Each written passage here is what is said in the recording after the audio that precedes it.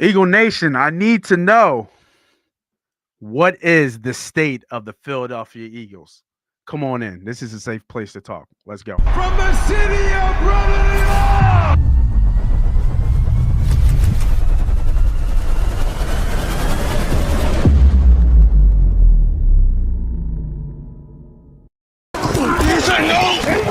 All day, baby. You know that. Let's hunt.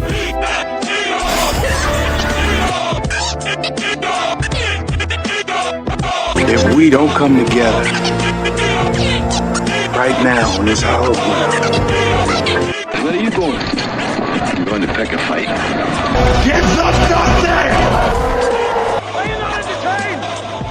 Are you not entertained? Is that why you are here? Let the games begin. This is where we hold them. This is where we fight.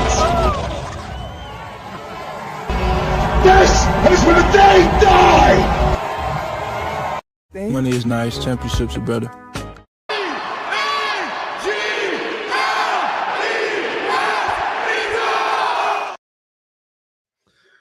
Oh, man, it's been a while.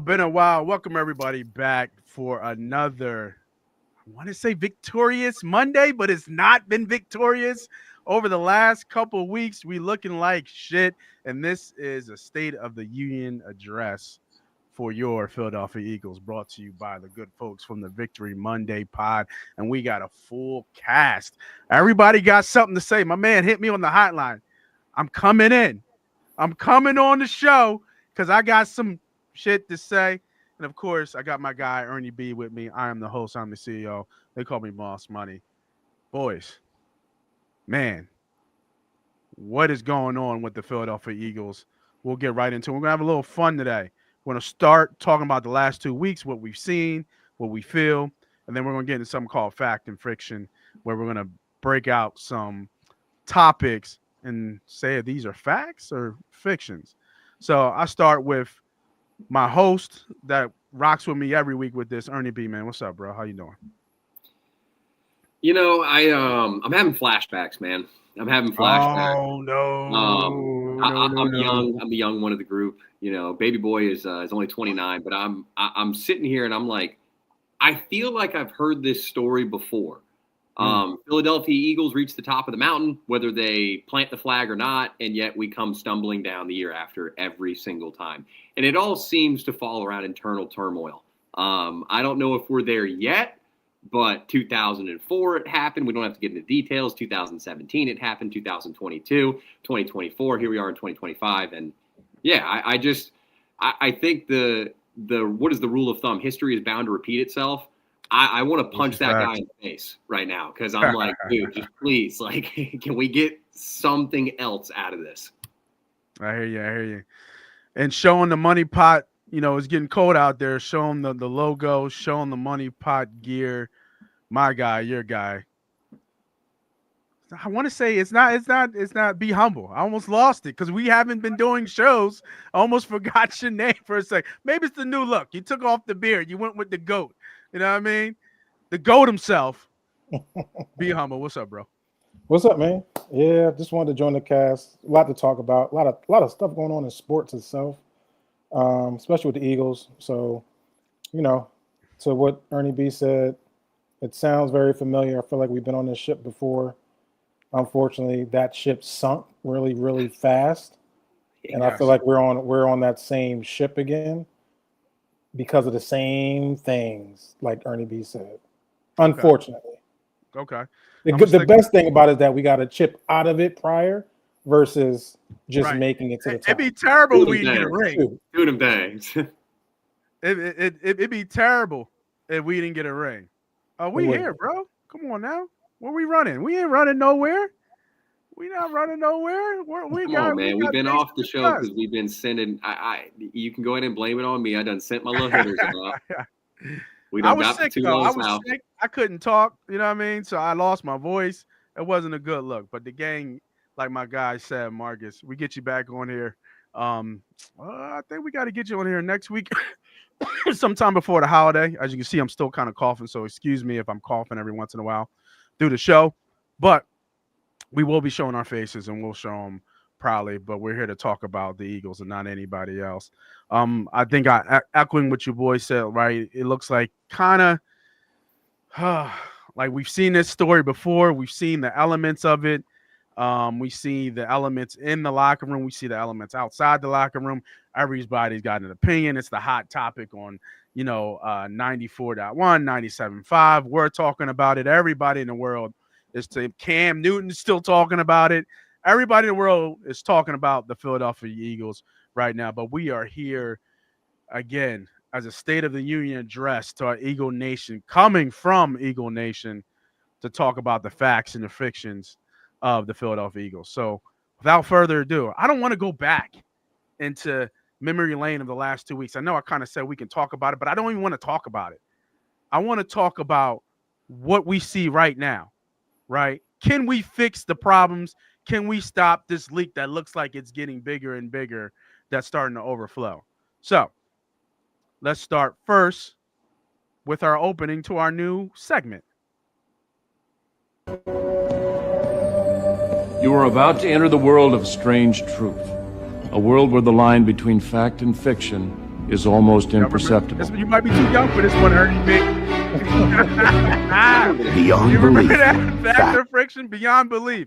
Beyond I have to belief. bring it back a little bit. Just a little drama to bring up. You're churning up some middle school science class for me right now. All right. First one on the dock, and keep the comments coming. I will get to you as soon as we can, but you guys can join in as we go. This man right here.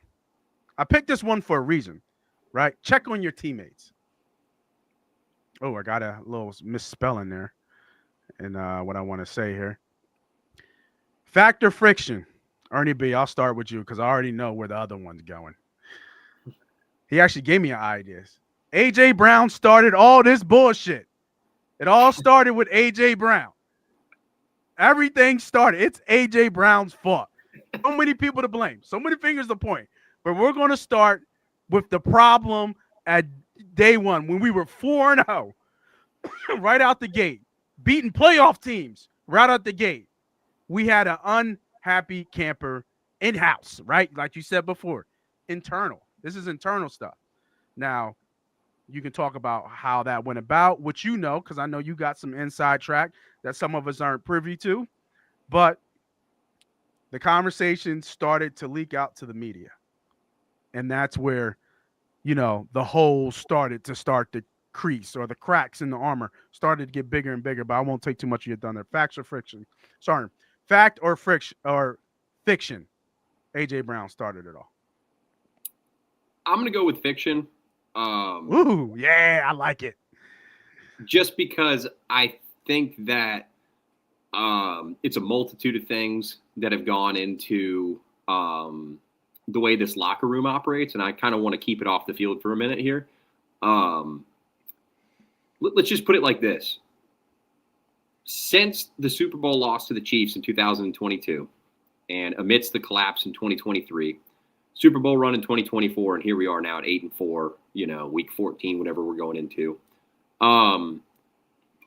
Brown, while he has been the most outspoken player in the media, from what I understand, he seems to be all in when it comes to the business side of things. We're not seeing some of those Alshon Jeffrey style Josina Anderson reports where the team is having to combat internal information to a higher degree. And what I mean by that is, Mailata does the WIP segment. I think it's like once a week or something. Yeah. And he made the comment that was like, where the fuck are you guys hearing these things? And that was, that was the exact, that's verbatim right there. I mean, that was the quote. He said, where are you guys hearing these things? Because he's in the locker room and he's not hearing some of this stuff. So I think it kind of goes back to kind of what you were talking about in the beginning, where it's a national media topic. It's a major team.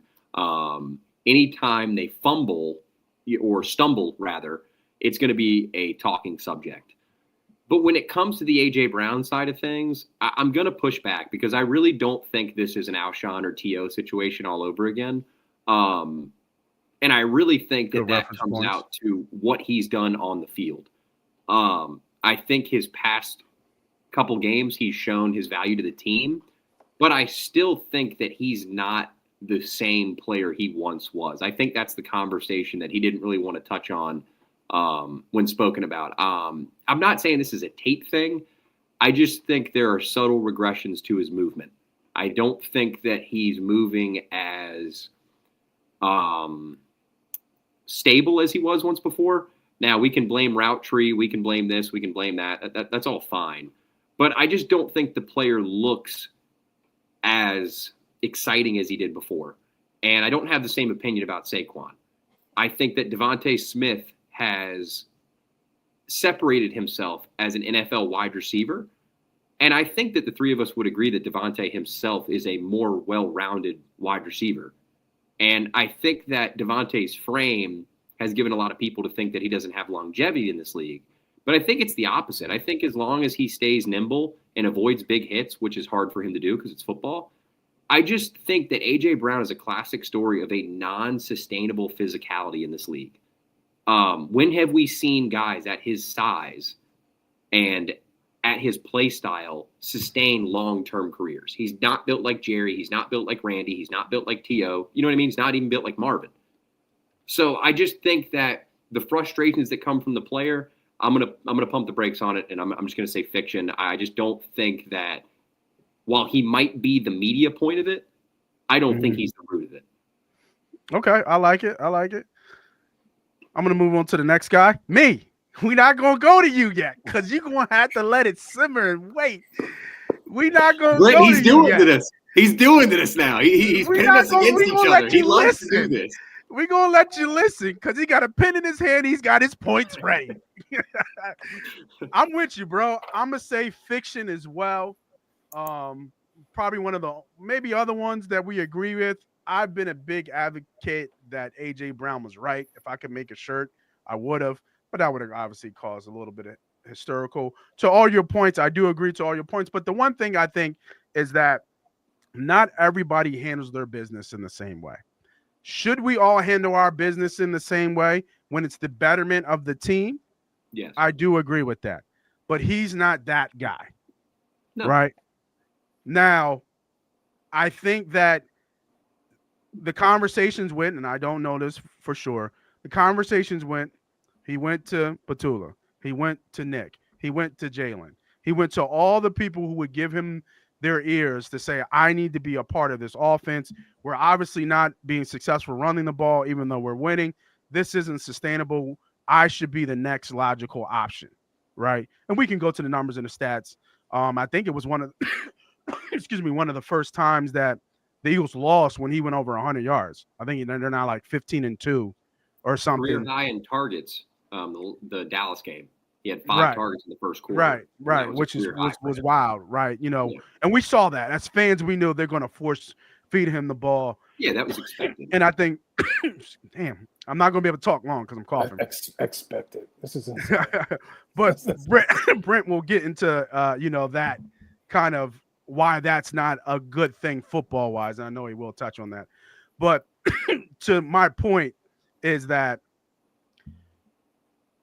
he's a guy that we've seen who has, I wouldn't say mental instability, but he knows he has to work on his mental. And he's been advocate of that. And when he gets to a frustrated state, these are some of the ways he only knows how to. Somebody asks his questions, he wears his emotion on the sleeve. He's going to answer the question to not throw people on their bus, but still be honest to himself. Slightly passive aggressive. Slightly passive. Agree. And I think that's what he is. Now, when the big man upstairs, Lori came down to talk to him and pulled him aside from practice and had a conversation with him, he was like, we got to kill all this shit. I'm assuming the conversation was, you got to stop talking shit to the media. We'll get you the ball. In a nutshell. Right. Either that or it's, I like to say this, and I'm not trying to go too hard on this, but it's a simple reminder of who cuts the checks. Correct. Yeah. That's also that was a what I said should have happened. Of a piece of paper that was slid across the table that said $35 million, and he looked at him and just said, "What are we doing?" I'm trying, Marcus, man. I've been sick a little bit under the weather, so excuse my cough. I will try not to talk. He's that much. allergic to this bullshit we're getting from this franchise. I mean, it's showing in his physical health. Yeah, but no, he's allergic from trying to defend the undefensible. That's what he's allergic to. Yo, Brent, I love that. But for me, I'll switch it over because I can't talk for only so long. Fiction. AJ Brown started off. Take us home. Be humble. Let's go. What you got? So at first, this must be an old picture, I'm assuming. At first, I thought this was AI generated. This has to be AI generated. No, that's check a real on your. I know. And we're gonna talk a little. I'm gonna get a little light on it because I know it's a serious topic. The way this season's been going with AJ Brown, check on your teammates. I mean, only if that's what he was really kind of doing. I know what his stance is. Obviously, he's talking about the mental health of players, and we've had obviously Nealon that took his own life with his own mental. So there is more seriousness to that T-shirt or shirt. So I wasn't getting back to the basics of if this is AJ's fault or not. That's a short sleeve sweater. That's what that is. It's a fashion collab. Thank you guys. All right, he had a fashion collab that was pre-designated before the season. So this is all part of his business ventures. But yes. I got to hear it, Brent. What you got? 100%. This is AJ Brown's fault. 100. The cards started to topple after Tampa Bay. Not during the week. Not like let me just think about it before I send it. On the plane ride home, we got Twitter finger AJ Brown talking about his own teammates or his team and himself after a 4-0 start, going to Tampa, which we've been getting our ass whipped by Tampa for the last few years, and getting a phenomenal victory down there in Tampa. And he got the nerve to open up this, what we are now, conundrum by being a selfish individual. And you're right. He isn't team first. And it's obvious. We've had to do this year after year after year. It was in 2023 we did the same thing. We collapsed. 2024 he had to get a book on the sideline. We're on our way to winning a Super Bowl championship. He had to read a book on the sideline just to calm himself because he wasn't getting the attention he needed. And now New York bestseller. New York best. Yes, I even bought the book because of it. Right? Like that's where we were, and we get to this season. And we're only in game 4. We're 4-0 underneath a new offensive coordinator. Jalen's umpteenth offensive coordinator in his ear, a different voice, trying to figure it out. And he's worried about he's not getting targets or enough targets. If that's not the most selfish thing in the world. And then guess what we do after that? Guess what we do after that? We try to appease Mr. Brown, and we give him a million targets. And guess what happened after that? We lost 2 straight games in the same week. We lost that following Sunday, and we got our ass blown to pieces against the fucking Giants. Or excuse me, can we curse? Sorry. But we didn't. The funny thing is, though, he wasn't even targeted heavily then. It was after that the targets started. That Sunday game, he had 5 straight targets. Remember, they were forcing him the ball. Well, yeah. Yes, that was Sunday. We lost. Either way, we lost. What I'm saying is that week, the week of, we lost 2 straight games. Right? Things glossed over a little bit. Things kind of got back to we won a couple games. Then he comes out again with his noise again with the cryptic streaming thing, and he's having a hell of a time here at Philadelphia, the team and this blah blah blah. And now we've been downhill ever since. Forcing targets, him getting all his stats he wants in 100 yards, 8 targets, 8 catches, all that stuff. We have now lost 4 games since the beginning of that, and this is where we are right now. Now the media's in there. You create the cancer. The media's in the office. Everybody's coming out with an opinion, and that's what happens when you have a leak that comes out, or you have disgruntled people that's in your team, and you let the media and you let it out the bag, let it out the locker room. This is what happens. Now everybody wants to have an opinion. Now you're on the front page of this. You're on ESPN on that. There's this, and then it collapsed. Nobody's thinking about Jalen Hurts. Nobody's thinking about anybody else that has to answer for his antics, and that is the problem. This is why we are where we are right now. It started with AJ Brown. You make it to the topic of money pot week in and week out. You know what I mean? Right. You make it to the big time. You make it to the big time when we start talking about you. Yeah. All right. So two fictions, one facts.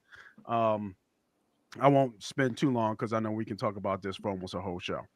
All right. So we'll go to the next one. I think this one is more the hotter topic right now. Some of the other topics I think are kind of forthcoming, but this is the hot topic right now.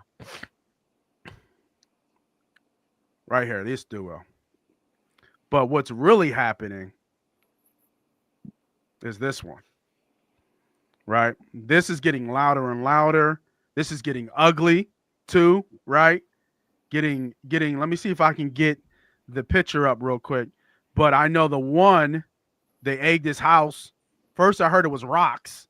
And now I'm hearing they egged his house, which is, just wild that the offensive coordinator of the home team is getting his house egged by the fans of that team, like which is crazy to even think about. And then not, excuse me, not even that. We got signs going up. Like we are really going at this guy to get him out of here. Let's bring up the sign real quick. Might have been on 95 or somewhere. Look at that. Fire, Kevin Patullo. Gotta love Philly, man. Gotta love Philly. You gotta love. So we'll keep this one up. 8-4 in there doing this. You gotta love 8-4. That's insane.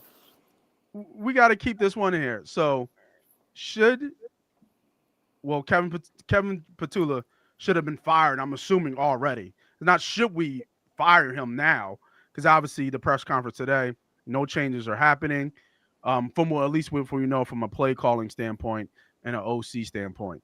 But begs the question, should he have been fired already? Seeing the holes that everybody can see. This is not rocket science, right?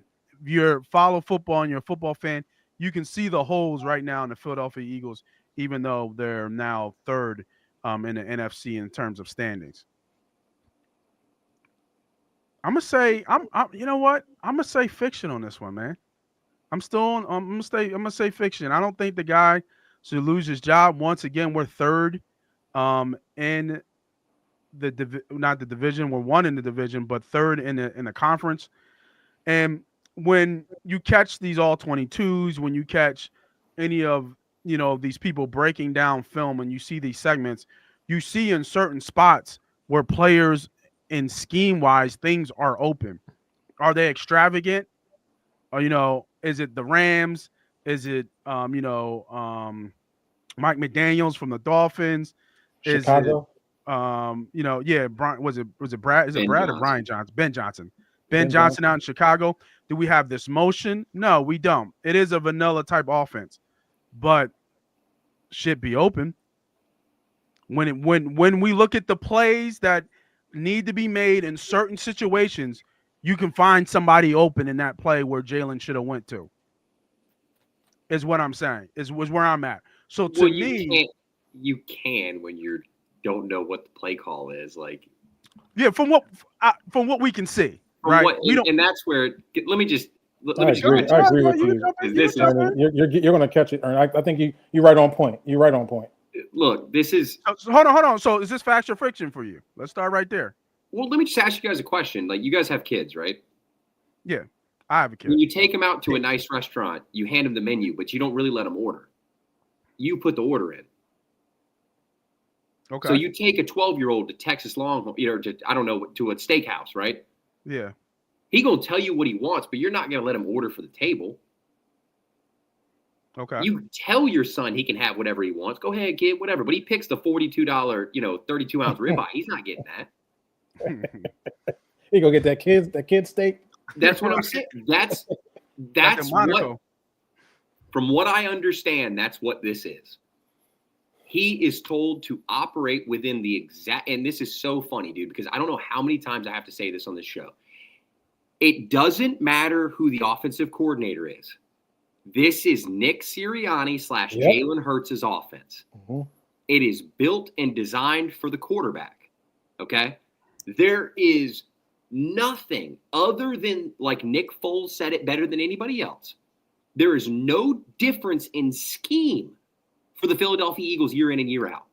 It is game flow and the art of play calling. Mm-hmm. Shane Steichen, Kellen Moore, they are fantastic play callers, and there's an art to it. Doug Peterson was one of those. He was a fantastic play caller. He's not a head coach, but he's a great play caller. The game flow requires a certain type of reciprocation. There's a chance that Patullo is a great offensive mind, but not a good play caller. At the end of the day, it's week 14, and last year we had the conversation. I asked both of you because Brent was hammering the table before Sirianni shaved his head, to just dump this guy to the flames. And my question that a new man since. He's been a new man ever since. My question was, who in the F are you bringing in? That's what my question. You have to have things. So just so people understand, if Patullo loses play calling, it's not going to be Sirianni. I don't know if he's not allowed to call plays from Laurie, but since week 8, I think, or week 9 of his first year with the Eagles, he has not picked up the playbook and has been told to focus on game management, which that's another topic. You can get on his game management. We can talk about that. That's a different story. But the play calling is either going to go to Jason Michael, the tight end coach, because he has play calling experience, not successful, but he has play calling experience, or QB coach Scott Loeffler, who is a quarterback coach / offensive coordinator / head coach from college. So the Patullo thing, when you win a Super Bowl and you lose a coordinator to a head coaching job, the pool that you have to pick from is shallow as can be. So just like with Brian Johnson, they opted to promote from within. Most teams in the league do not operate like this because they don't have the turnover that the Eagles have. The Chiefs' sustained success came from Eric Bieniemy and Matt Nagy, who were two reject coaches that found their home in a safe space, and they didn't choose to pursue head coaching jobs moving forward. Mm-hmm. Kellen Moore and Shane Steichen, we knew that if they hit the ground running, they were going to go get head coaching jobs. And now there was a chance Kellen didn't, but it happened. So I wish it would have stayed. To blame Patullo, you have to give me a reason as to why it will get better. Because otherwise, I hear Sean Desai and Matt Patricia, and everybody want to talk about how bad Matt Patricia was. Was he allowed to call the defense that he wanted to call? No, because you can't implement a defense midway through the season. You cannot implement a new playbook through the season. We're at the end, too. Instead of yelling at the offensive coordinator, yell at the program. Be mad at the product as a whole because they have not changed since 2021. They have been the exact same offense. It just happens to look better with Saquon Barkley than it does with Miles Sanders in the run game and DeAndre Swift as well. It happens to look better with A.J. Brown and Devontae Smith than it did with Quez Watkins, Jalen Reagor, and Travis Fulgham. I mean, it's players, not plays, guys, and I will die on that. It is players, not plays. I don't know. Go ahead, talk to me. Yeah, I mean, it will forever be players, not plays. McVay has won fucking nothing compared to Sirianni. And what has Sirianni had over McVay? Talent, through and through. Well, I mean, I think what you're saying, and I'm like, obviously, we both played too, so I get what you're saying.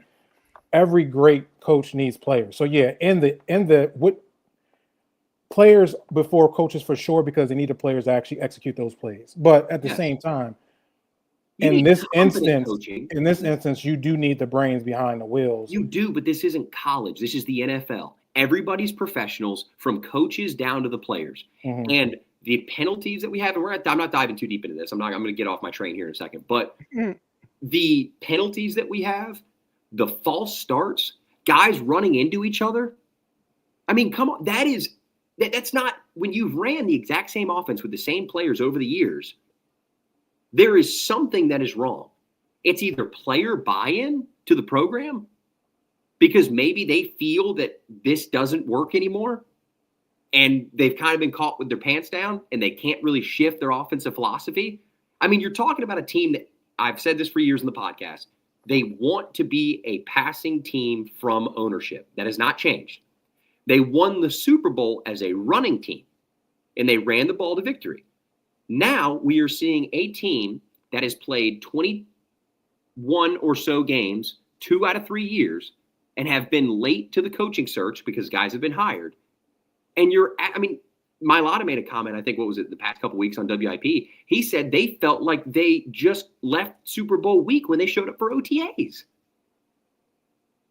I mean, let's talk about the, not to spin off, but the health of the trenches as opposed to the skill players, I think, is what we're looking at in the grand scheme of things. The Eagles are built from the inside out, and right now the offensive line is beaten and battered, and the defensive line is showing its wear. And that's because they've played so much football over the past 3 seasons.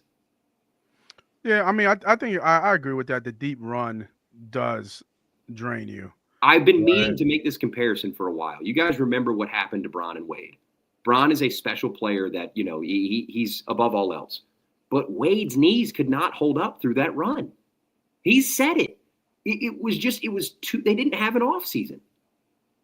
I mean, we're going to have this conversation now. Next year, they go out and get Mike McDaniel as the offensive coordinator, and they win the Super Bowl. That's the ebb and flow of the Eagles right now. I mean, I guess that's what I would say. Coaching matters, right? In these type of instances and examples that you're giving, right? Like, well, fact or fiction, Brent? Humble. I'm fiction on this. I knew you were fiction on this one. This is to not make any changes going in this week, seeing how we are kind of completely going down. I go back to A.J. Brown of this. This opened the door for opportunity for more scrutiny for Kevin Patullo, not able to really get his bearings and being criticized week in and week out. Since week 4, he's had to do things that he didn't really want to do, and that was force feed the throwing the football. He's trying to get himself together, get his offense together, and find a rhythm. Like you said, it is an art to play calling. Some people have it, some people don't. But he doesn't know if he have it or not. And we were talking about week 4, and he was being criticized in week 4. So at that point, when you do throw your coach under the bus that just got there and have this position in week 4 and you're 4-0, I know Kevin looked in the mirror and was like, God damn, like, give me a minute. Give me a minute so I can figure this shit out. And he has never got that minute. And ever since week 4, that tweet from A.J. Brown, he's been getting hammered and hammered and hammered. So then the following week, you got to go down and figure out how I can get A.J. Brown the ball. A.J. ain't dynamic. A.J. Brown is a great receiver, but he's not dynamic to be creative with. He can't run the route tree. He doesn't run any. They tried. They tried to run a screenplay, a reverse. They can't move. Yeah. So it's only but so much you can do to get A.J. the ball. He has great hands. So you're going to get the post. You're going to get the stop. You're going to get the dig. You're going to get the out. You're going to get the basic stuff. But as far as Kevin Patullo, how do you expect a guy to run an offense based on the run? A team that's built on the run and they can't run the football. I think my problem with the Eagles is I personally feel Saquon Barkley will be more if you're under the center as far as Jalen Hurts and can hand the ball downhill to Saquon. What I'm noticing is when he's handing the ball over to the left and to the right out of shotgun, he has this quick little jab motion. He's not getting downhill. That's why we're seeing more success right now from our backup, right? Because he's getting downhill. He's hitting a hole. We need to start getting running outside. That's the thing, too. They refuse to run Saquon outside, but they'll run Tank to the outside, and it looks better. The bad part we have right now is the interior offensive line's not getting to the second level. And the bad part is it's not Tyler Steen. Right. I mean, everybody can talk about Tyler Steen's the new guy. People want to talk about should we have paid Bond over Beck? Yeah, it's been our main guys. Steen's been the best offensive lineman on the team. Dickerson's been bad. I mean, Mailata's been bad. Their actions speak louder than words. They have offered chip help to Mailata more than he's had in his entire career this season. More than he's had in his entire career. And it's been Calcaterra at times, which is no help at all. But there are glaring injury issues with the offensive line, and it's ridicule. It is ruining the entire offense. But the offensive line is warriors, and I think at what point do you protect them from themselves? We saw Brett Toth come into the running game and create blocks at the second level. We've seen Fred Johnson's not ever going to be Lane Johnson. So when we drop that off, that's going to be a problem. But when I watch the guy that we just gave $15 million a year to be a top 3 center in football, coming off back surgery, which Nate really hit me over the head harder than I wanted to admit, and saying that there's a chance this guy's not the same.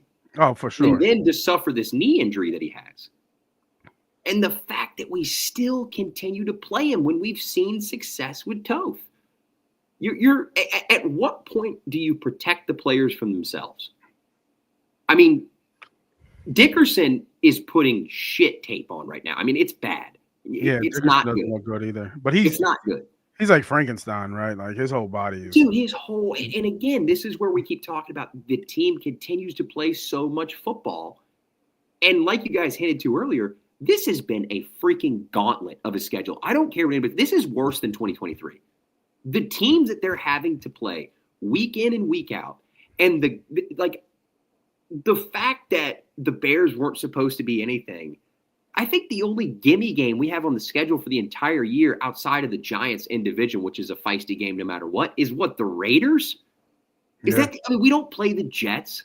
They're not playing, the Saints. They don't play any of those teams. They're just playing the teams that are honestly playing really well. I'm surprised they don't have the Colts on the schedule. Yeah, we knew that going in. It was going to be one of the hardest. Yeah. I was But I think we looked at the Bears as more of an easier challenge because I didn't think that they were going to jump straight to being the Commanders of this year. And then you look at like the Chargers, the Chiefs and all that. I mean, it's become, looking back on it, this year is going to look insane. And I think that when you play those teams during the regular season, especially early, I think that wears on you going into the postseason. And these teams, they have that extra bit of hatred for you. They want to dominate. Yeah, you're still the champs.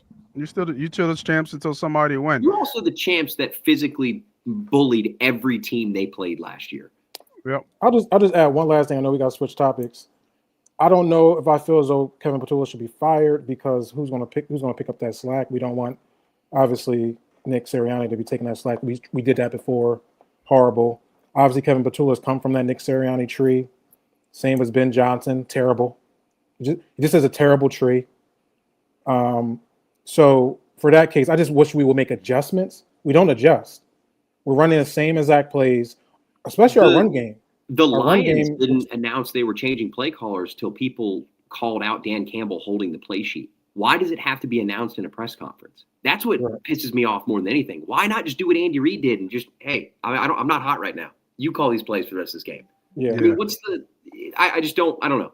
Yeah. Continuity in the coaching staff potentially. What's going on, Voice That Rough? I think that's how you pronounce it. Appreciate you jumping in, a fellow Eagle fan.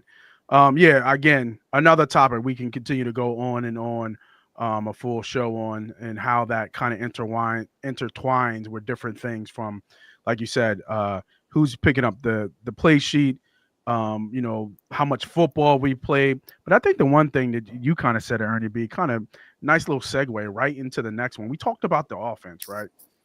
We talked about who they played in the NFC. I think it's a good spot to kind of, I don't want to go too backwards, too fast, but let's start. You talked about playoffs. I mean, can they win their division and now win the NFC? Like, is this facts or friction right now? I'll start with you since I kind of pointed you out. Can the Philadelphia Eagles win the NFC? Facts or fiction? The East or the NFC?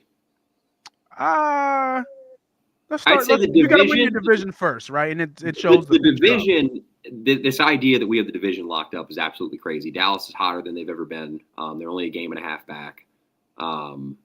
They do have that tie that's helping them out. So you think they can catch us? Easy. I don't think they can catch us. Yeah. They can. Yeah, Okay. We got Washington twice. Yeah, we have and we play the Bills. So I'm not worried about the Bills. So the Bills fell off. And Chargers. I'm not worried about the yeah, Chargers. it's Chargers, Raiders, Raiders, Commanders. You wasn't worried about the Bears either. Yeah, but the Bears are healthy. The Chargers are down both their. The Bears just put a Lincoln Financial record on the running game. Dude, that was disrespect. Yeah, that was. I mean, that was absolute disrespect. That was physical. I mean, yeah. No, I agree. It looked like the Giants that Thursday night game. In my opinion, the NFC is out of reach. The playoffs will not run through the length this year. I can see it kind of how I predicted at the beginning of the year. I see a first or second round exit if they make it. I mean, I know they still are like a lock to get there, but if they play in the wild card or something like they did in 2023 and have to play a team like, dude, I don't know if they could beat Carolina right now, man. I mean, as much as I hate to say it, I don't know if they could. I just don't see them going toe-to-toe with the Rams. I don't see them going toe-to-toe with the Niners. I mean, they look good. Voice, we'll get to you. I got something for this too, so don't worry. I think this is a really good example of a team that is having all the wrong things happen at the right time. Is that how you say that? Yeah. Like, just anything bad that could happen for this team right now, it's happening. So you got fiction here. Yeah, I don't see a chance. I think the East is within reach, but I think the idea that we're going to win the NFC is absolutely crazy. All right. Humble, what you got? Fact or fiction?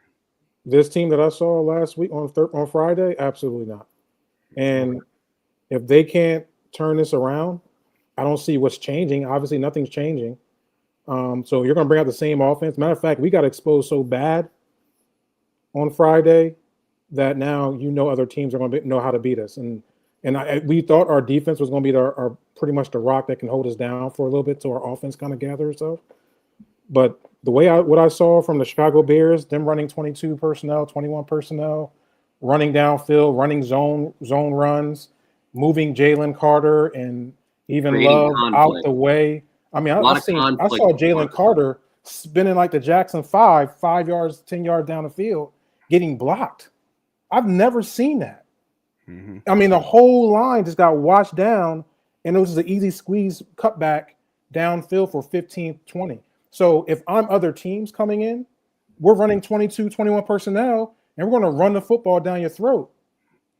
The Niners with Juszczyk and McCaffrey. Correct. How are we going to handle that? The Rams had the same success when we played them early this year.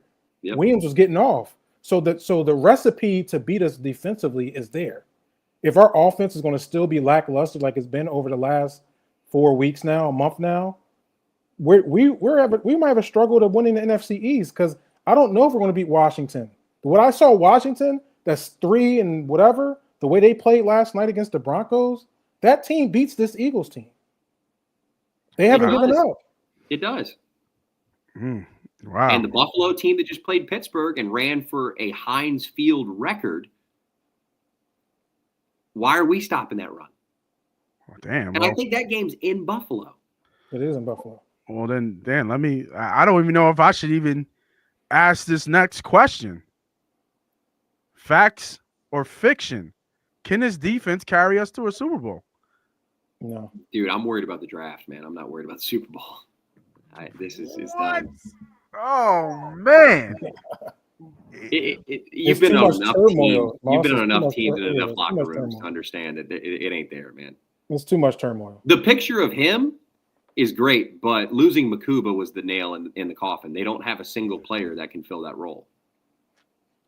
Yeah, I would say, Moss, because we don't have enough offensive power right now. That's lackluster for the defense. Like, it's too many 3 and outs. We're the worst team on third downs. 90 defensive snaps played against the Cowboys, 87 against the Bears. To an offense's like combined 100 for both games. They're on the field too long. They're going to break. It's insane. So this is not championship football. And once you get in the playoffs, things get much tighter. You know what I'm saying? And we're not going to go through Philadelphia, so you're not. I mean, shit. God damn. I don't even know if the Eagles really like to play in the fucking league. Jeez. Because I mean, we boo them. After the first 3. We give them three mistakes, and it's coming down. I mean, that Friday night on national television was despicable from Philly fans. I get the frustration. I know the team isn't playing bad. I mean, the way we boo. This is a championship team. This less than 8 months ago, and we're like, this is what we're doing. For the first time since 2020, I didn't watch a game all the way through. And I didn't even go back and watch it again, which I usually do. So I missed like the end of that. I didn't even care. Like it was so bad. It was such a poor display of manhood outside of football. I mean, it was embarrassing, dude. Like it was embarrassing. I mean, excuse me. After that game, obviously, the stats kind of shifted. Because what did they put up on us? What was the score? 242 or something? Yeah, it was like 278 or something like that. 24. No, 20. I was thinking about 24 points.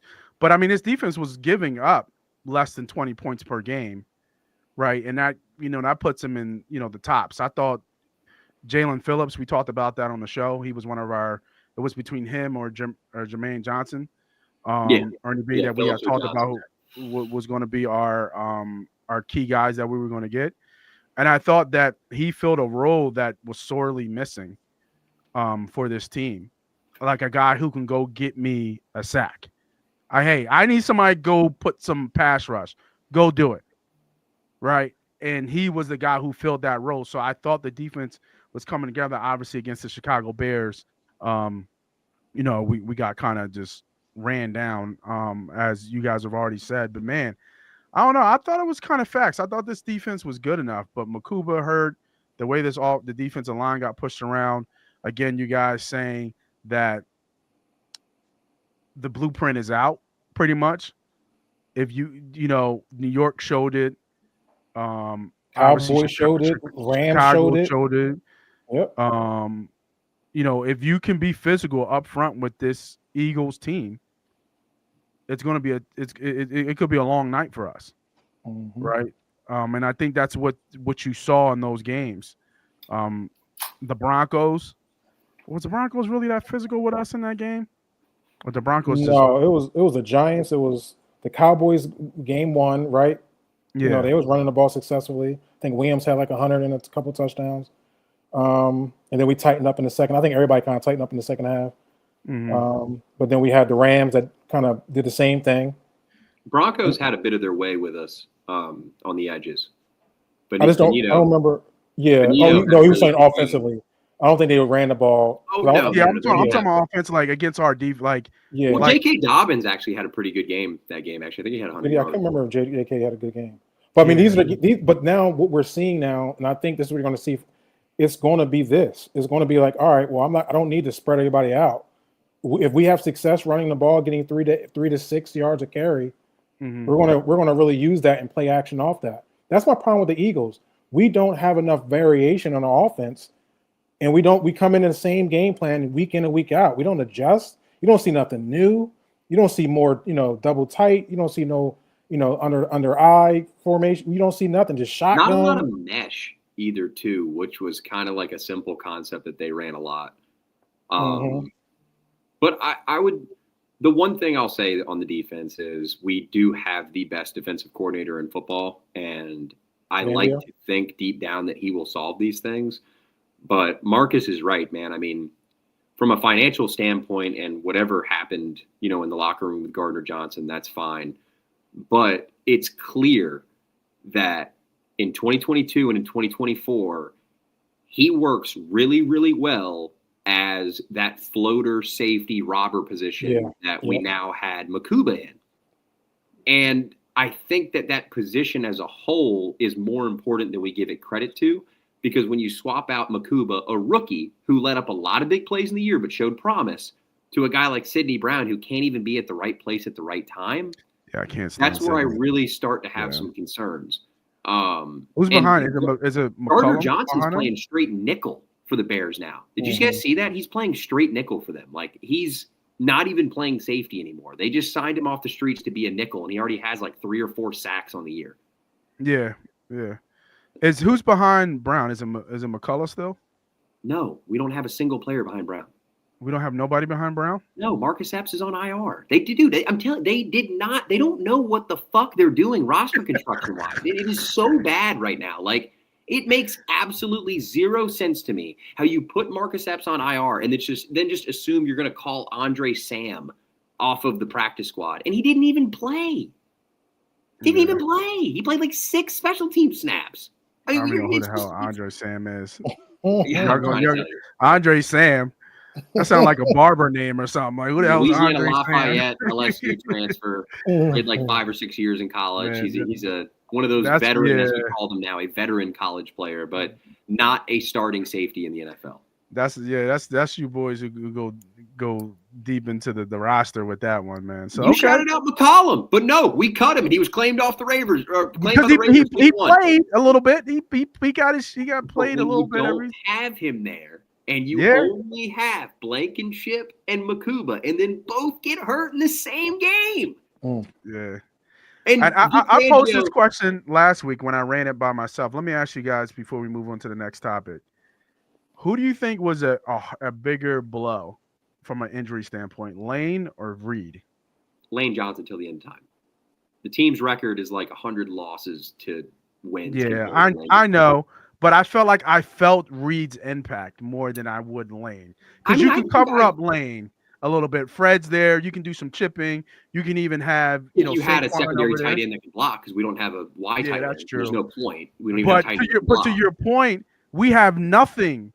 From a safety, from a leadership, from just a mind. That Cowboys game was huge. What Reed went down. It was crazy. They claim Michael Carter is the fourth safety, the backup nickel that we got from the Jets. Okay, I remember that's what Vic said in his presser because it was approached to him as to after losing Epps to IR, why do you guys have no answer? I don't think he's played yet. Has he been on Carter's the field? Played a lot. Yeah, he's played. Okay. So when Adoree went down, instead of playing Ringo or Jackson in base, when Ringo or Bennett in base, they actually opted to kick Cooper outside and play Carter at the nickel. Okay. They did kick Cooper outside. They're right. Yeah. So I think long term for this team, we need to start looking for a Cooper replacement because he's either going to be a starting safety or an outside corner for us, and we can't keep using a premium player. Do you agree with that? I think he can do anything, man. I mean, while he might not be the fastest outside corner in the world, he's in the right place. He has great hands. I'd rather see him play safety than anything else, but I could really see a Malcolm Jenkins nickel because he's an all-pro fucking nickel. He's probably the best nickel in football, but the problem is his agent is going to slide across. His agent is going to put across the thing of, hey, man, the highest paid nickel in the league makes $12.5 million. The highest paid outside corner makes $28. So what are we really doing here? Because I'm going to make him play outside corner because he can play any position. He's a DB. DeJean is a true DB. I agree. What happened to Bennett? Marcus, I wish I knew. I'm going to mark this up as Fangio no likey. And he will just doesn't seem to trust him to play that position. And I think that they told you that when they traded for Alexander, who retired, and then also Michael Carter. I got one more question for you before we move to this next subject. I know you're deep in the roster. Why didn't Campbell play at all last game? Getting shut down. Is there any he got no snaps whatsoever? No, none. Not a snap. I felt like it was disciplinary. No. It's been listed as what do they call it? Game theory or something, just because they expected. This is how stupid this is. They expected the Bears to be run heavy, and due to the wind conditions, so they opted for a heavier personnel, and yet we didn't see Campbell once. And we couldn't stop the run. Isn't that hilarious? I mean, I know Dean's a better run defender. One game, not even a series, just to give a guy a blow. He didn't play one snap, bro. No, and I think he played 6 snaps. I think he played 6 special team snap or something. They really put a first round pick out there. Yeah, dude, go run Gunner real quick. That's just. But I mean, and then I'll switch it to you, Humble. Just think about it from your psyche, right? You're on a pro team. Your first round pick, there was situations when you got to play because of injuries and stuff. You started, you had some buzz, some shine, even talked about being the defensive rookie of the year. The original starter comes back, playing out of his mind. So you said, okay. So they work a kind of a, not a schedule, but kind of rotation where you still get to play, but now you're more of a backup role. You get in for, maybe some, nickel or some passing downs or some, when you're going to rush the passer. And then one game, you don't play at all. Yeah. And nobody say nothing. It was definitely strange to me. I didn't realize until I seen it. That's your mental. Yeah. Well, it's real quick, Humble, so you got something to go off of. So since Nakobe Dean returned, right, that was week 7 at Minnesota. This is Jihad Campbell's snap percentage by week. 87% week 7 at Minnesota, 40.4% week 8 versus New York, but then back up to 50 week 10 at Green Bay, 33.9 week 11 versus Detroit, 14.9 week 12 at Dallas, and then 0.0 week 13 versus Chicago. Crushing that man's confidence, Humble. Talk to me. Well, I just think the key players came back. Dean came back. You added Jaden Phillips and your boy on the other side. Who? Your boy? You know, who? Your fan. Felix Hunt. And who else? You're talking about Nate's boy. Nate's boy. What boy? Your boy. You know your boy. Your boy. Who's my boy? Tell me who I my think boy is. I think he wore number 3. He wore 3, right? Is it number 3? Oh, There that you go. boy. Yeah, he came back. What the fuck he been at? He ain't done shit. I mean, listen. If I was Jihad Campbell, I would be upset a little. I mean, I'd be upset. But I think he's an Alabama guy. He's like Jalen, man. They're just team guys. They worry about the team first. This is going to help the team be successful. I guarantee it won't be the same this week. I'm sure he's going to be like, hey, look, it ain't working. Might as well use me somewhere, put me in a rotation. But I just think that some of these these guys that were injured earlier came back, and we don't have a spot for them, really. I mean, where are you going to put them? I mean, I get it. I think Dean's played 0% is crazy, but where are you putting them now? Yeah, the combo of Dean and Vaughn is, I think, an elite combo. Right? It's the best. I think it's the best linebacker tandem they've had since Trott was back there. Yeah, it's not even a question. Yeah. So where do you put him? So, but I don't like him as a pass rusher because he has no pass rush moves. He's semi-aggressive. He doesn't use his hands too well. He's straight up.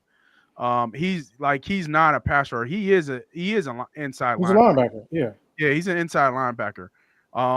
Where maybe you put him in, kind of on third down. O-lines. Who was the linebacker that has a twin brother that we got from Cal? Michael Kendricks. Right? Just a very similar play style. Funny enough. Just a blitzer. Kendricks that one year had like 9-10 sacks or something. Yeah, because he was great at blitzing. But why? See, that's so. But they love to blitz Nakobe. Yeah, they blitz the shit out of Nakobe. He's really good at it. Well, just because he runs through people. And Vic loves the sim blitzes.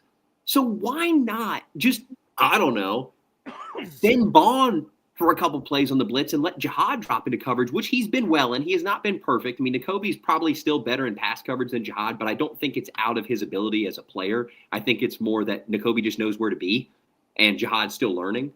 But man, it just Jihad's talent. I think.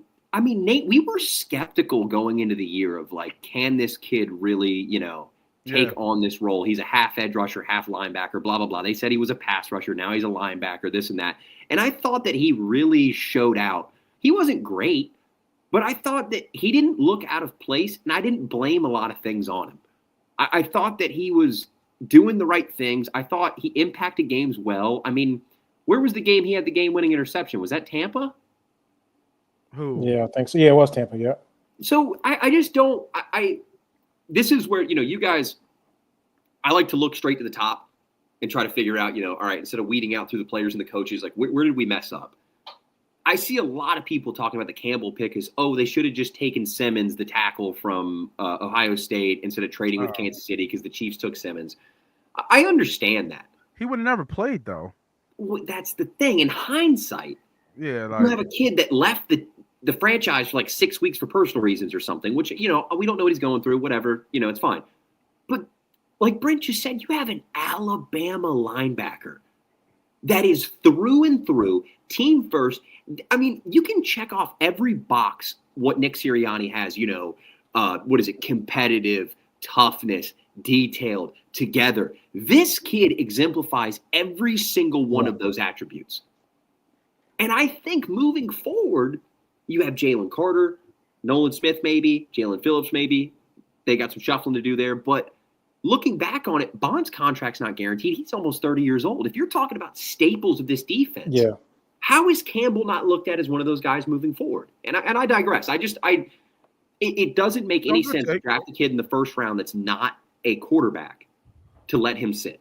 Yeah. Well, Doesn't I'll make tell any you. sense. I'll tell you one thing. Even last week, I know the Chicago we can call it an anomaly, but I looked at some of that all 22, some of these highlights I saw, and both linebackers, Dean and Bond, was lost. I'm talking They about flow to were. the ball, not hitting the gap. Carter being But Carter was surprisingly getting, moved off the ball by oh Drew my Dahlman. God. Shout out Drew Dahlman, dude. And it's funny, Carter in his presser actually specified that when he played Dahlman in Atlanta in 23 or 24, maybe one of the 2 years, he said he got manhandled. And it happened again. Mm.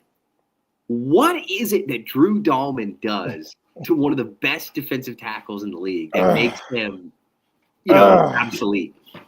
I mean, there's weight room. Yeah, Carter has been a little off all year. You know what I mean? I think Vic called him out that Well, I wouldn't be wasn't in surprised shape. if he gets shoulder surgery this offseason. Mm. So Yeah. he's been dealing with a thing since Georgia. I don't know if it's ACL or rotator and cuff. you see him he almost holds his Well, he'll wrist. pull his arm up. So Yeah, pull his if arm. you notice, he'll kind of go like this Yeah, and ease up on it. yeah. No, that's But true. yeah, And I mean, he's still he's still playing 92, 95% of the snaps. well, that's another thing that I was going to mention earlier when I brought up that they played 87 and then 90 snaps, and he's playing almost 100% of those snaps, Yeah, and that's you're crazy. asking him to continue to be the same player. Yeah. It looks like we got another guy who digs into the weeds. SJM 86-4. Dahlman has had his thing on Carter, man. It's Appreciate the just, comments. I don't know what it is. I mean, we both know, we all know his signature club move. I mean, do you just block it like martial arts style? I mean, because I don't know what it is. Man. And I can talk to this, and we'll move into the next step. The club is more of a momentum thing. There were certain people who could just club the shit out of you and move you, but more it's getting the offensive lineman running one way and kind of using his momentum against him. Like Reggie was the only person who could just do the club move with you standing stationary. Everybody else who does the club move is more of a I've always been taught thing. as it's kind of like a Euro step in a sense for an edge rusher or a defensive line, more of an edge rusher. On the edge rush side, I've seen the club move as kind of like a swim, like it's the idea to move to one side and shoot back to the other. Kind of. It kind of is to an extent, but the way Reggie used it, it was more like almost like a hip toss. Yeah. You know what I mean? Like he would get under the key to Reggie's was he would get under the armpit of the offensive line, but he was so gifted and strong, he could lift the offensive lineman out of the way, right? Who else also kind of invented it, but it was more high up when they could do this? Deacon Jones with the head slap. You know what I mean? Yeah, so that was kind of where it kind of I started. feel like Carter has more of the head slap than the club. That's because Carter's a dirty player, and I'll stand on that. He's a dirty player, man. But linemen are like that. Yeah, linemen are like that. It's also hard to run a club as an interior lineman too. Yeah, right? It's a lot of rips. Yeah, if you're on the edge, you can because you're trying to gain that separation to then rip through. Yeah. Right. So what would you get? And I'm not going to dive too deep into it, but what would you guys? How would you consider, Carter's? I mean, he seems to be, and this is again from people. He's more of a one move. He doesn't have a lot in his tool chest. He's quick. He hasn't needed He's super quick. He's super quick getting into. He's got that baby Huey strength too, though. I think. Yes. He gets to you real quick. And so then he can shoot the gap, and then that's where he makes his. I think he's got baby Huey strength. He's got a great first step, and he's got heavy hands. So the heavy hands, inside from a defensive tackle perspective, like that's really all you need. And then the reason why Graham and those guys can move in because their lower half they were thick on their lower half, and then just a bull rush at that point for most guys. Yeah. And then after 3 seconds, you're in the quarterback's face at that point, right? That's why when they asked me to play offensive line, I was like, no, because I don't like getting hit. I like hitting people. I don't want to sit there and take a blow from somebody 300 pounds, trying to hit me in my face. Like I'm cool. Oh yeah. But all right, so last one because we're getting Hey, shout out to SJM real quick. Carter may have one to two moves, but his athletic ability is God-given generational type talent. He's athletic. We can go back on it. I started off with saying that his number would start in the 40s this offseason. I'm still going to stand on that. I think there's going to be some hyper market moves in the offseason this year that will propel Carter's money forward. Even though he has not played like an all-pro player this year. True Eagles fan here. Season ticket holder since 97 from what I've seen live in the game. 79, bro. That's 79. Yeah. Carter definitely looks hampered at times. Vic's been leaning on Davis more, too. I'd have to say Davis has been the best defensive lineman on the roster though this year. Yep. I think Jordan Davis is out of all of the bad things that have happened this year, Jordan Davis has had the best year of his career. Yeah. 100%. No, that's different. No, I don't think so, bro. Sue is just a man beast. Yeah, a little bit different. Like a little bit. The way I've always put Carter is he's Ndamukong Suh mixed with Warren Sapp. That's a crazy mix, bro. Yeah, that's like an alien. Right. Come on. I mean, would he have not gone first overall if somebody didn't die in a car crash? Is he not one of the highest recruited players of all time? Yeah. You're not lying. Is he not the only defensive lineman in the NFL playing over 95% of snaps for multiple? All right, I got your goddamn point, Ernie B. I got the point. Got your goddamn point. It's all right. It's all right, Nate. When he gets paid and that number is what it is, we'll be good. We'll be good. Let me get to this last topic, and then we'll get everybody out of here. And I think I say the best for last. I say the best for last. You know what I mean? I say the best for last. And this conversation has gone on because I think Jalen Hurts is a true enigma, right?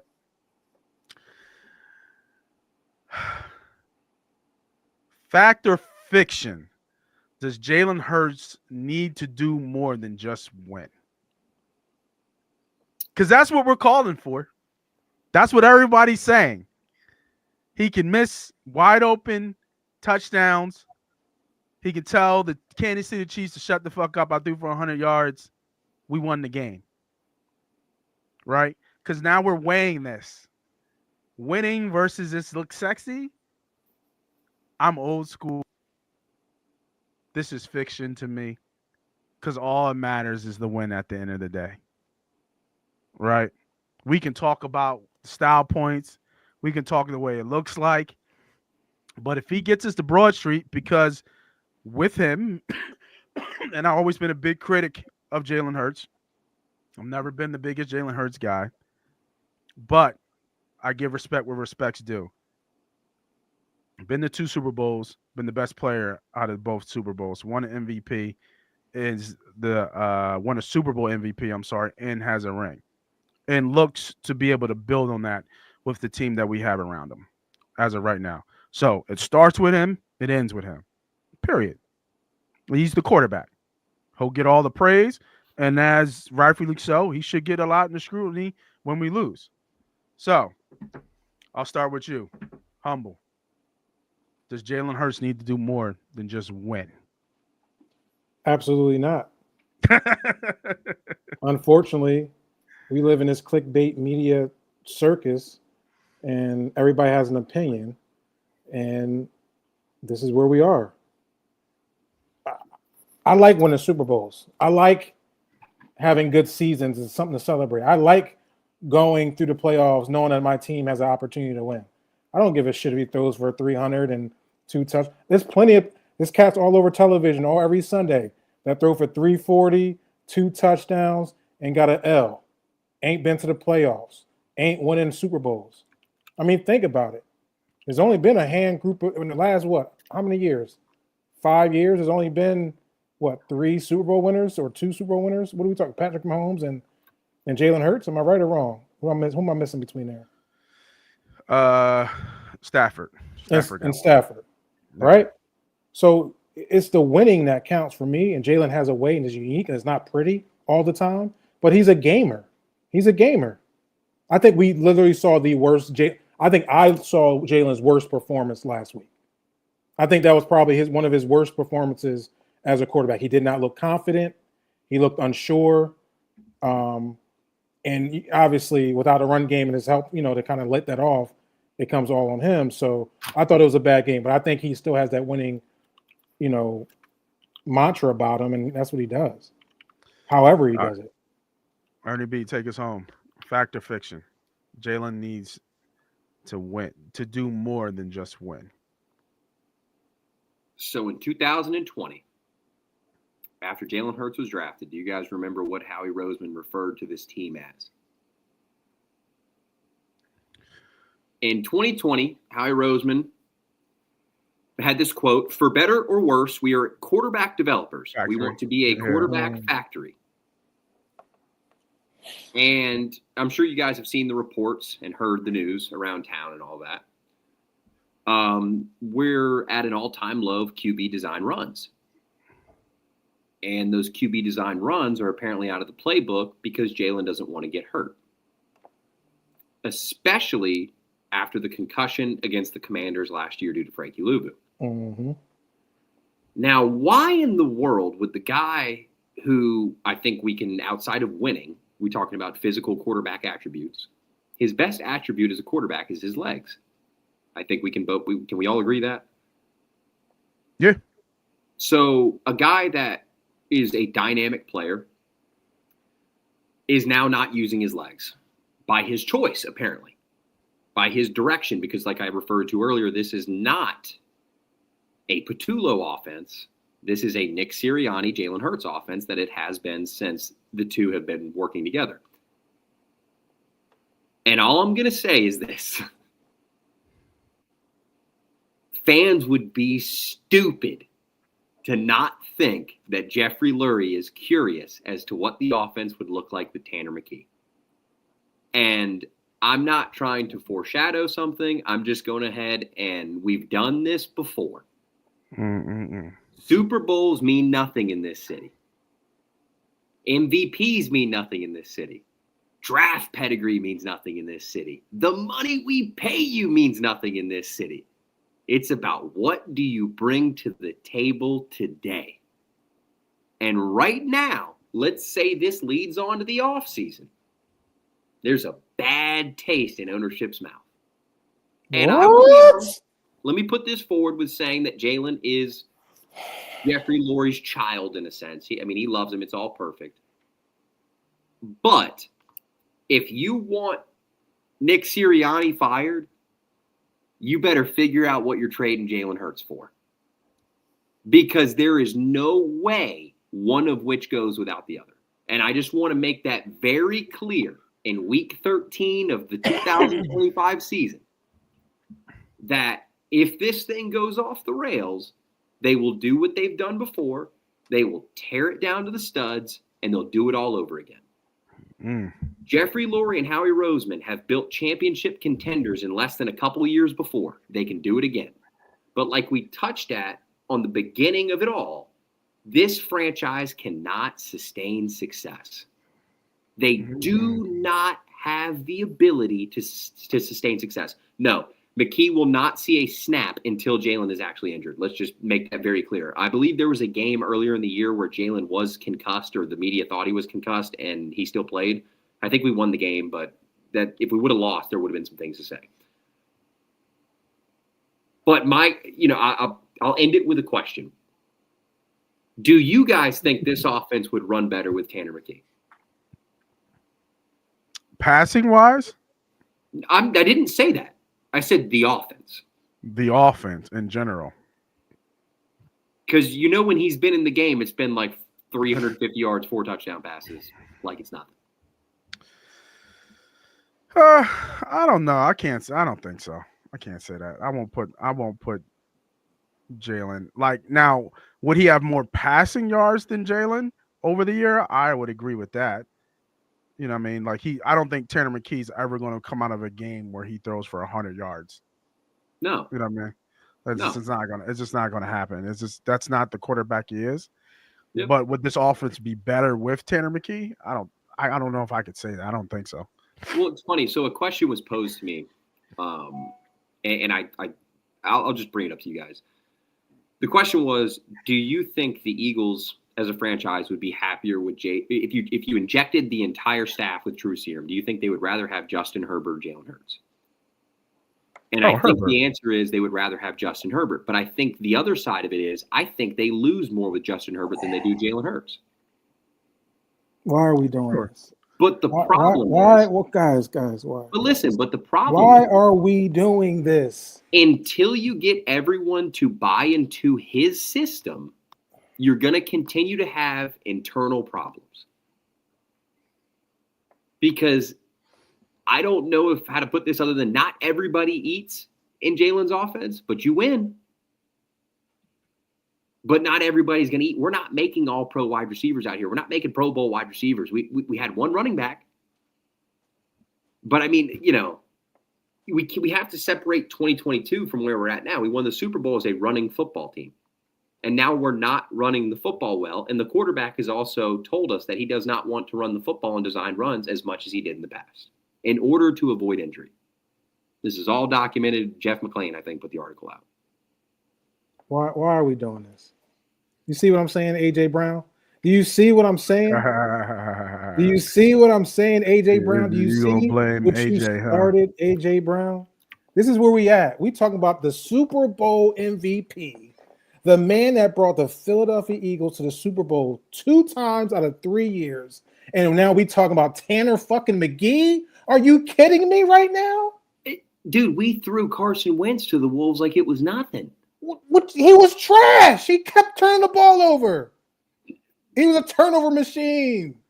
He had like 3-4 turnovers in the games. I still have nightmares watching the Cleveland Browns game. I didn't know what I was watching at the quarterback position. There was a reason why Carson Wentz never got right after that injury in LA. He never got back after Nick Foles took us to the championship and won. What did we do with Nick Foles, Super Bowl MVP? Well, he was old and he's done. What do you mean? Was he? Yes, he was. He got traded again, and what did he do there? He did nothing. Here it is. Right with the bonus, right? Bonus. You talking live? Bonus. Our fans are ready to turn on Jalen Hurts. Brink, go. Facts or fiction? Our fans ready to turn. I'm hoping it's fiction. I don't think that this is the right answer. I'm trying to play devil's advocate and pose the question. Because it's going to be discussed in the building in the offseason. You're crazy to think it won't be discussed. It's not about moving off Jalen this offseason. It's about what is our plan moving forward. Hot take. Drew Aller's there in the next draft, sitting in the 2nd or 3rd round. What are you going to do? A former potential first-round pick. He got hurt. He's right there for you. Drew Aller? From Penn State?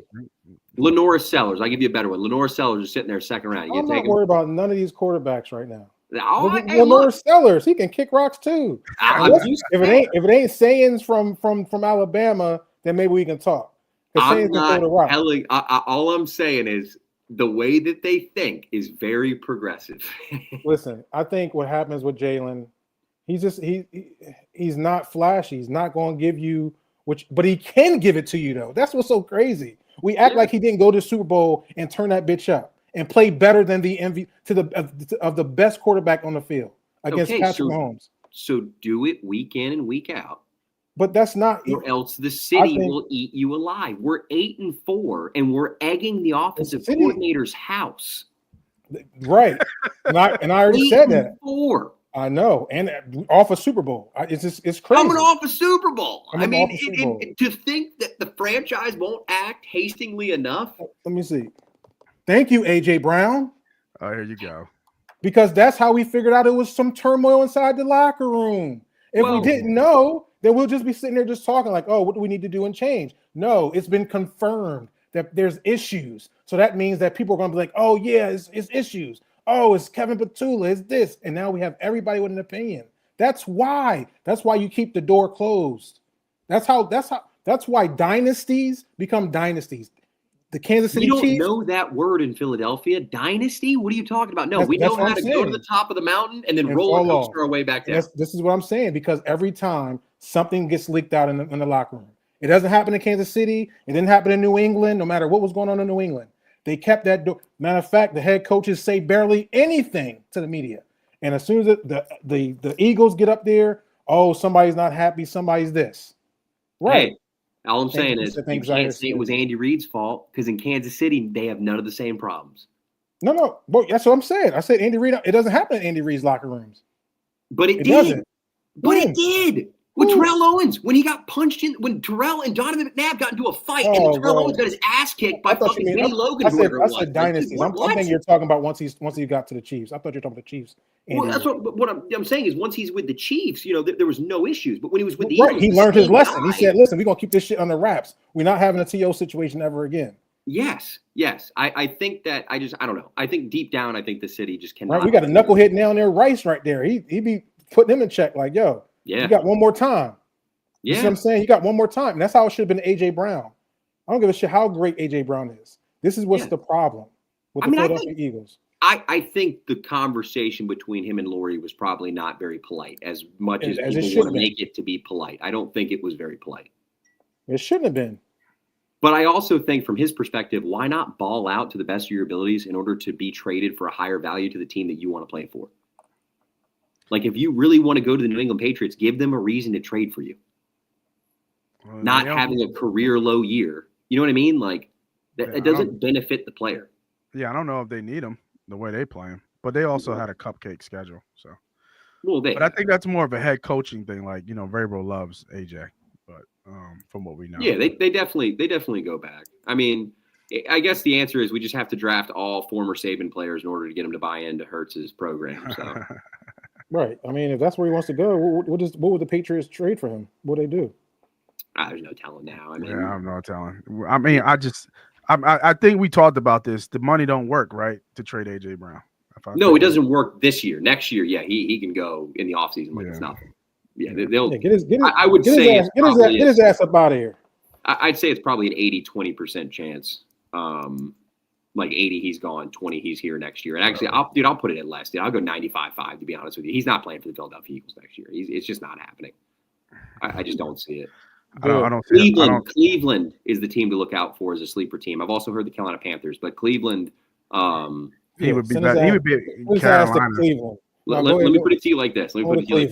The word in the streets is Howie Roseman's white whale is Myles Garrett. So maybe AJ Brown, the first round pick, gets Myles Garrett. So you see the season that motherfucker's having? Fuck no. It'll take more than that. Jesus Christ, he's a freak. They'd have to throw their fucking souls. But I mean that's the word is that's his white whale. That's his Moby Dick. How old is Myles Garrett? I don't think he's 30 yet. I think him and AJ are the same age, or he's 1 year ahead of AJ. 28? Yeah, like 28, 29. 29. I think he's 29. AJ's 28. So what? He's in a little relationship now. He about to get lax in a minute. That boy about to get real lax in a minute. So we're gonna get him. We're gonna get him now.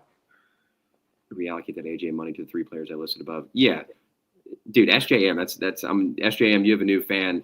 You were my new favorite fan of the show. Just bringing up all this stuff. What did you say? In theory, you would move AJ's numbers into the Carter contract and all that. But unfortunately, the way AJ's contract is constructed, that's about impossible because he's due on paper like $90 million or something. So they are forced to meet at the table and figure things out. Good riddance. Thank you, though. Thank you for your that's the GM side. We just deal with the player side. You know what I mean? Send his ass to Cleveland. Man, what a state of union address for the Philadelphia Eagles. Great commentary. For those who are still watching, man, make sure you hit the like, hit the subscribe button. Saw a lot of new names, a lot of new comments, man, and we appreciate it. This was really fun to do a little fact and fiction and get everybody talking about the Philadelphia Eagles, what the world is doing anyway. But make sure you come back. Wednesday will be our I think it's just NFL football, right? Or is it bowl games this week? We got some a couple bowl games. NBA stuff to talk about yet? Got a few Nah, we've done NBA before, and it's just so many games and stuff. And then I think Humble, you did well. I suck at NBA betting, so you be up like 30 points and a half, and then that team loses. You know what I mean? Well, you're betting against the mafia, so I mean, what do you? It's a lose-lose situation. Unless you're in the know, you're not going to win. Yeah, so we don't really do NBA. I mean, talking Sixers and stuff, but what is coming back is our gambling night show, where we do a lot of the pop culture and a lot of the hot topics in sports. That was really fun. We got some feedback about bringing that show back. So once football kind of starts to tailor off, we'll start to re-add that show and then kind of get back into it. That's a late one. So if you guys are up Come on, on man. a I need late night, Henderson to score. or catch the replay, but late one, I think around what we do 10:30 start time, I think. So make sure you bring your Bring your popcorn and your liquor drink. bring your popcorn, but bring your scotch on the rocks, that night drink, that nightcap drink to put you guys down, you know what I mean, and listen to the mellow sounds of Humble and Money laughing up. Talk a little bit different feel, right? We got the drinks, we got the backwards hat, you know what I mean? We kind of, it's a little bit different feel than us up Excuse here. me for putting my work in. But I mean, you guys are showing love to the show, but we going to the States. I'm in full work here. If I was going to the States, boys. Shout them out, dude. Shout them out. We going to the States. Shout them out. You know what I mean? Shout out to LaSalle. Hell, going to the States in high school. But again, a little bit longer than we wanted to go to. I want to make sure we are able to get you 7-8 hours of sleep. It's really important. I'm trying to do that. This is excuse me. This is Moss Money. That's Ernie B. That's Be Humble. We will see you guys next week for hopefully talking another Victory Monday. We're out of here.